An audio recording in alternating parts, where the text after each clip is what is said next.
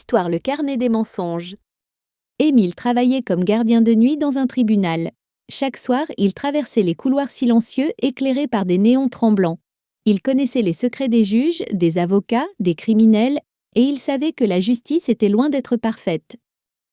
Un jour, il trouva un petit carnet rouge tombé sous un banc. À l'intérieur, des noms, des dates, des témoignages falsifiés, une liste de personnes innocentes envoyées en prison à cause d'une corruption bien organisée. En bas de la dernière page, une signature qu'il reconnut immédiatement, celle du juge Delmar, l'homme qui avait détruit la vie de son propre frère injustement condamné.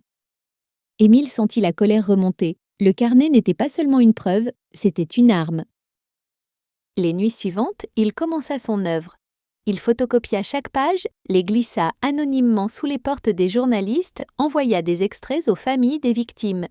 Il prit soin de ne jamais se montrer, laissant la vérité exploser au grand jour. La réputation du juge Delmar s'effondrait doucement, mais Émile voulait plus. Un soir, il s'introduisit dans le bureau du juge. Il déposa sur le bureau une seule photo, celle de son frère le jour de son arrestation injuste. Derrière, un simple message « Tu vas payer ». Le juge, paniqué, demanda une enquête interne. Les policiers fouillèrent tout le tribunal, interrogèrent chacun des employés, sauf Émile. Lui, il observait dans l'ombre, calmement. Quand Delmar fut finalement arrêté, criant son innocence, Émile se posta devant la cellule. Le juge le reconnut et perdit toute couleur. « C'est toi, tu me fais ça ?»« Non, répondit Émile, c'est la justice. » Delmar hurla qu'il n'avait fait qu'obéir à un système plus grand que lui, mais Émile avait déjà tourné le dos. Il avait obtenu ce qu'il voulait.